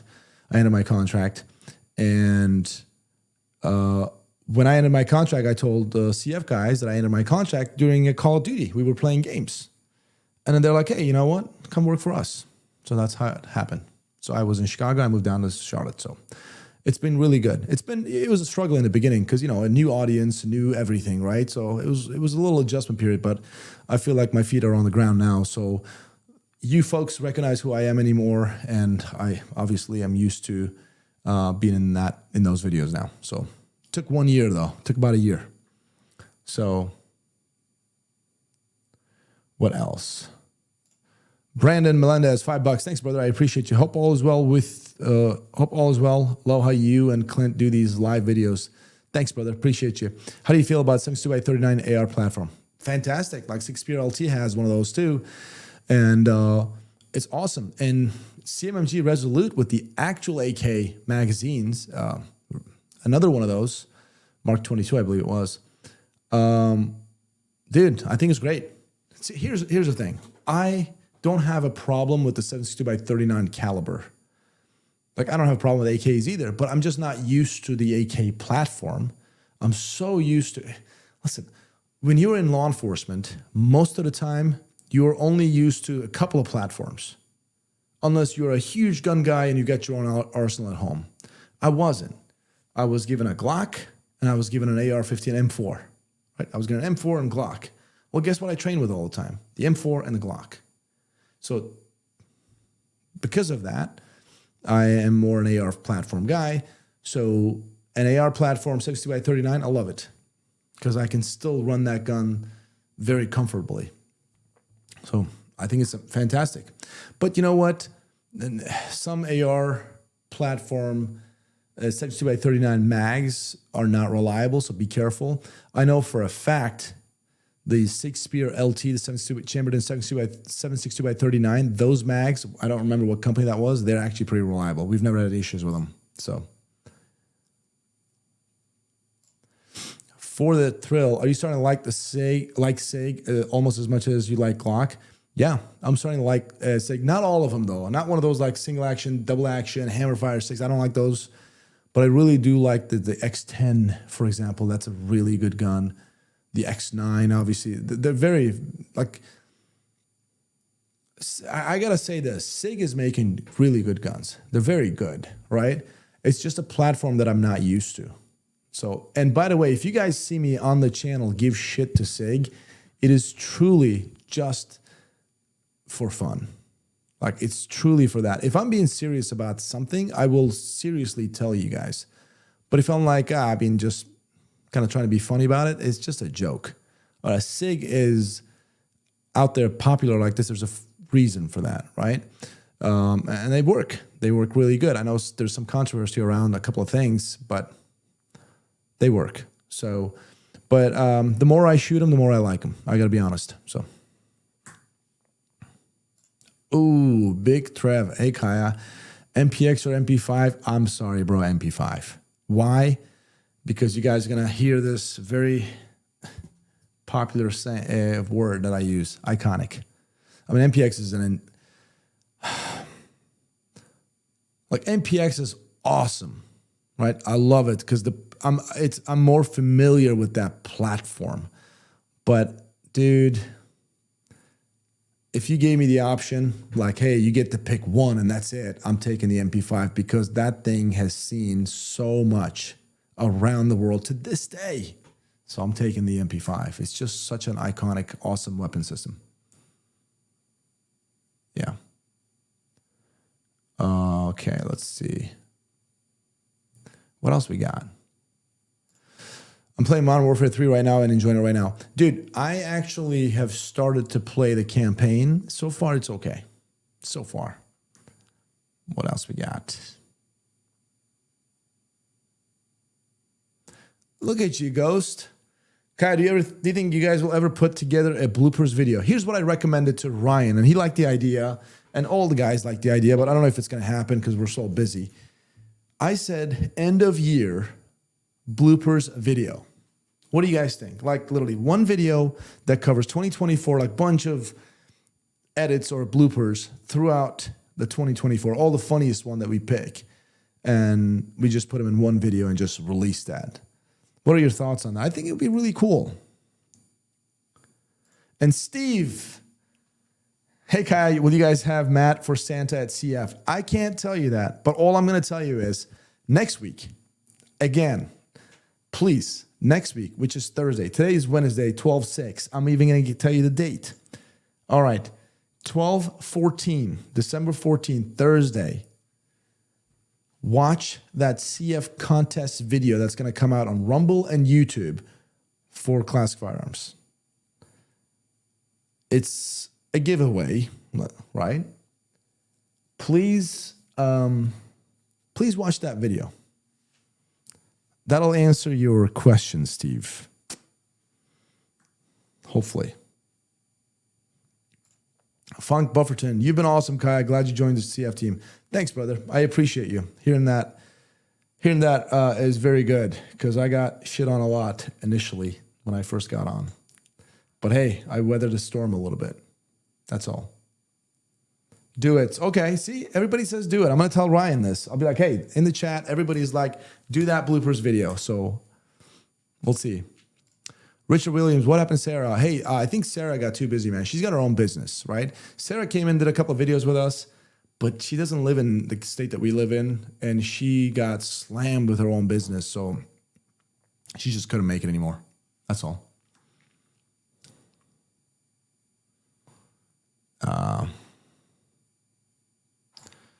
Hazman the Great. Kai, what kind of computer setup do you have?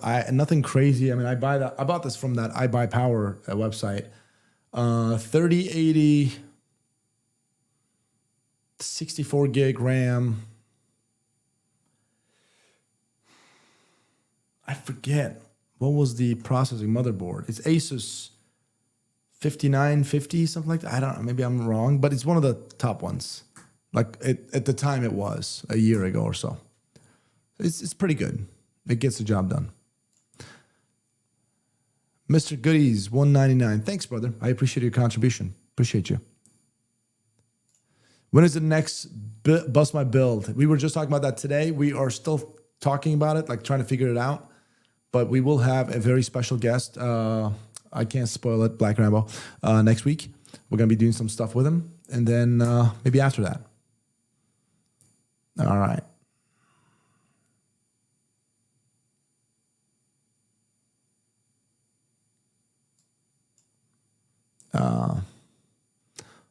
So let's see what else we got here. Missed some of the stuff. Sep, what would you recommend for a first self-defense gun? Well, let me ask you this. Do you have any experience? Like, obviously, self-defense gun was going to be a handgun. Do you have any experience with, like, what's your experience level on using handguns? And do you mean for home defense, keeping it at home, or do you mean carrying it on you? Man, I'm getting tired. We should play the guitar and call it quits. What do you guys think? I haven't played. By the way, the last time I played the guitar was... Oh, no, I lied. I almost lied. Because I did play one song for my Instagram story. Okay. Never mind. Yeah, not Mark 22. Mark 47. I'm glad you corrected me, bro. Yeah, CMMG Mark 47 Resolute. That's the one, dude. That's the one for the AR platform with the AK magazine, the actual AK magazines, 762 by 39. Yeah, Mark 47 Resolute. I can't play Freebird, bro. I've never even tried. I'm sure I can learn it. Hey, guys, 10 millimeter good caliber for PCC? Yeah. Absolutely. MP5, 10 millimeter. Dude, 10 millimeter is an awesome round. I love it. Richard, how was your birthday party last week? Dude, I think you tuned in late. True. Dude, my birthday party was absolutely fantastic. I was at Taran Tactical in Los Angeles, California with the classic team. Good stuff coming up, so stand by. Bro, I had Josh Barnett, the heavyweight champion. We had Drea Matteo. We had Lana Del Rey, Taran Tactical, Taran Butler, obviously, and Tatiana, his lady. Just freaking awesome people, dude. Lex from Three Teeth, the main singer, lead singer, at our Airbnb, hanging out with us and celebrated my birthday. And Taran Butler gifted me a Glock 34, John Wick 4, Glock 34, Gen 5 Combat Master, bro. I can't believe it. He's like, hey, Kaya, happy birthday. I'm like, what the fuck? Taran is the man. Not because he gave me that. Like, that was literally like we were leaving. That's when he gave me. I've known him for a year now. We've been talking. He's a great guy. But 3 days I spent with him is an awesome dude, man. I got to really like that guy. He's a good man. You got to kind of get to know him a little bit. Or else he's like maybe a little different, right? But once you get to know him, he's hilarious, dude. Who's Josh Barnett? Somebody ban Mike, please. Somebody ban Mike. How do you not know Josh Barnett, Mike? Pride, heavyweight champion. Josh Barnett, bro. He was supposed to fight Fedor Emelianenko. So good. Thanks, John. Appreciate you. Steve, take care, brother. Take care, man. Thanks for stopping by. Absolutely. And by the way, guys, I wanted to tell you guys something that I forgot. This is going to be coming soon. What do you guys think about this mount? This is going to be exclusive, just at Classic Firearms. What do you guys think about this mount? There we go. So there we go. That's a 34 millimeter one. That's why. Boom. Triple, you can attach it. What are your thoughts on this? This is a 10 ounce, and this is the LPVO version, 6.5 ounce.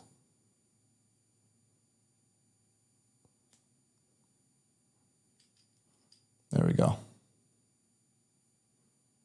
do you guys think? Badass. Soon to be available at Classic Firearms. Very soon. Very soon, dude. German. These are made in Germany, guys. A German company called Mac. And as you can tell, both of them side by side. One of them is bigger than the other one. So there you go. There you go. Zooms in. There you go. Better that way. Boom. Just like that. However, you can attach 45-degree stuff right there on either side. So just like that. 45-degree. 7075 T6 aluminum aircraft grade. Super durable. Awesome. And the QD system is super easy, dude. You just like clamp on, clamp off. Bro. Soon to be a Class Firearm, but I just wanted to plug that in. Yeah, that's what she said. I agree. All right. Clean, strong, useful. Yeah, it's German stuff, dude. German made. Well, let me ask you this. Okay, wait. Let me ask you before I play my guitar. Okay, this one right here, built-in leveler. It's obviously a very robust, badass, triple screws and stuff. QD system. This is a 34 millimeter. This is like, you know, those like, this is a high-end shit, German, okay? This is not like a low-end or mid, not even a mid-end mount. This is 7075 T6 aluminum, tempered steel, and 12.9, strongest screws out there. So this is indestructible almost. Like, I mean, you can destroy anything, but compared to other mounts. What do you think the price on this one is or should be? What do you guys think? Tell me. That was from, there you go, Robert. You watched it. That was from Eva, yeah. 250, 200, 150. Tanner, $150, bro? Are you for real? 40 bucks. Oh my God. You guys are, wait, we got a 40 bucks right here, Cody. Can anybody go lower?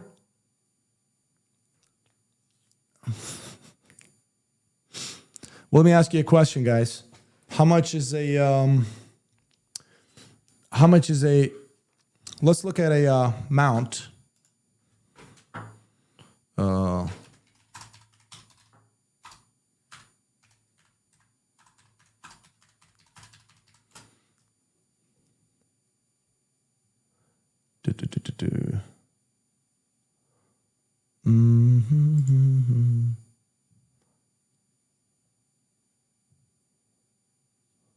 You guys do you guys understand anything about the 7075 T6 aluminum material?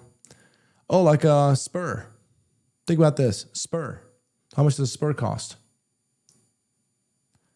You just got a Vortex mount, more than you can afford, pal, Ferrari. Brandon got a Vortex mount for $120. Okay, what's the, I mean, there are a lot of mounts that are like $50, right? Wait.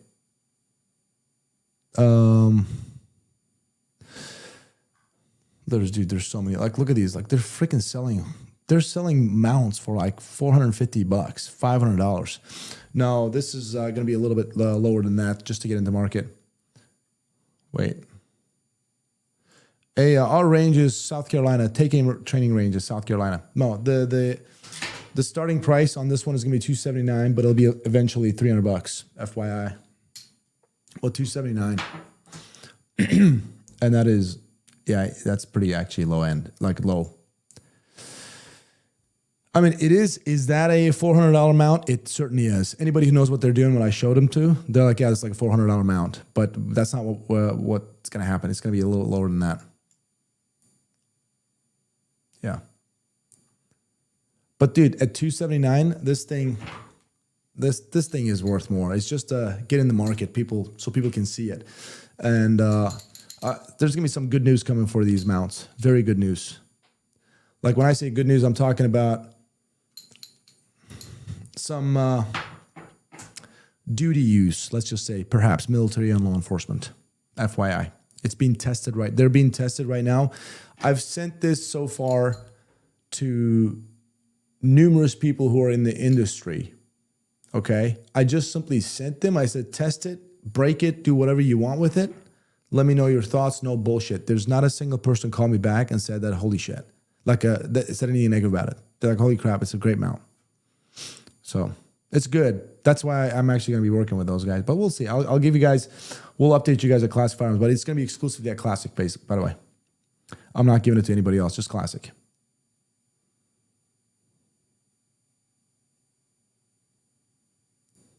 What else we got here? Rob, not a Laura Charlotte either. Blue-blooded New Yorker. Yeah, dude. New York is way better than Charlotte. Do you still have to Loctite the screws? No, you don't have to Loctite the screws. But, I mean, you can. You don't have to, but you certainly can if you wanted to just get that real tight and it doesn't, with the recoil and use over time, so it doesn't really loosen up on you. It's always recommended.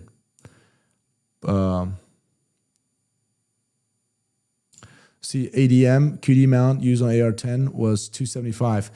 Number one, it's a great mount. ADM is great. Number one, know what kind of a material it is and what are some of the specs of that and how is the QD system, how robust it is, right? I mean, I have that mount too, and I don't want to say anything negative about ADM. The ADM is a great company, but I will literally put my money into my mouth. This is better than that. This is a better mount than that. Just specs wise, okay? Overall. It's my personal thoughts. I would be very happy to put them side by side, actually torture test them too, and functionality test them too. I'd be very happy to. In fact, perhaps maybe we will do it at the channel sometime soon. Okay. Moving on.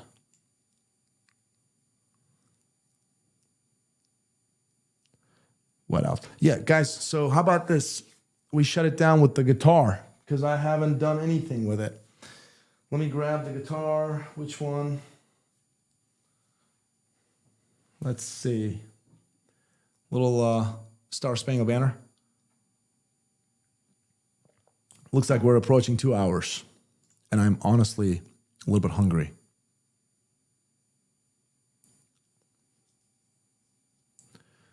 What do you think about LaRue? I mean, great mount, dude. LaRue's a great mount.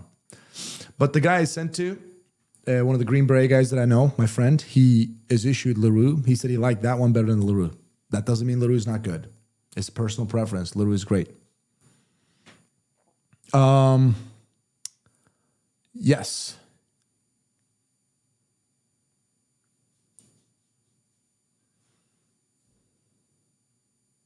Just trying to read last couple of things here. All right, let's get it. Let's get it. Grab the guitar. I pick this little delay.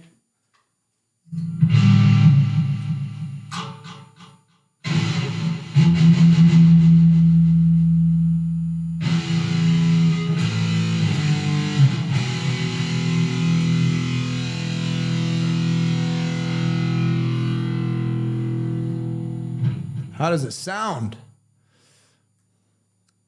Boom.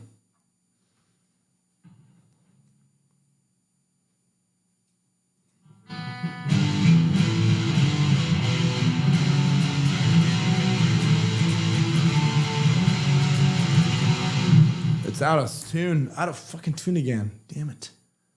Let's see. Just slightly out of tune. I can hear it. Not crazy, just slightly. Come on.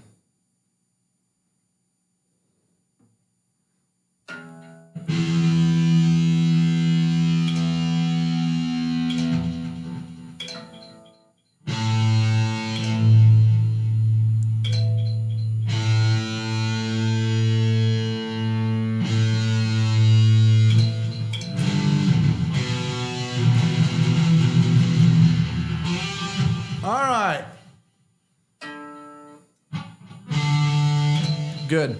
All right.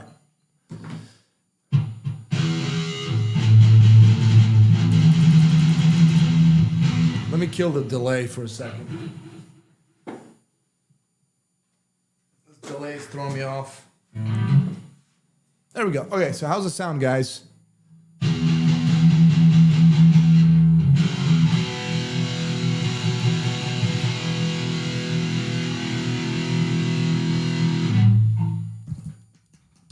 Does it sound pretty good? I mean, I don't know if you guys can hear or no.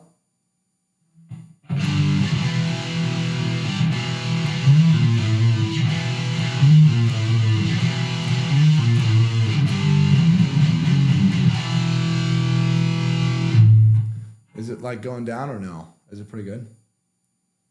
Good? Okay, cool.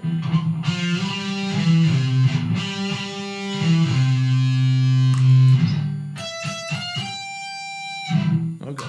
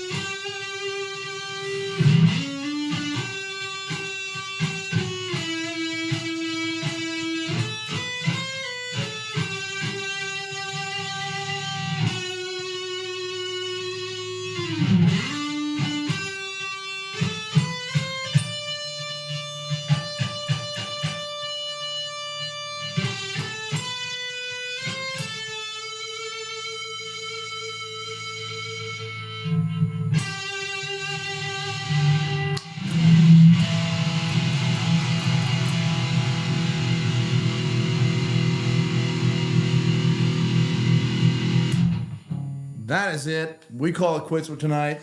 Good times, guys. Thanks for tuning in. Thanks for everything. Thanks for the support. And I will see you guys next Wednesday. Remember, check that video out next Thursday. CF contest video. See you guys, man. I love you guys back. Take care. Bye-bye.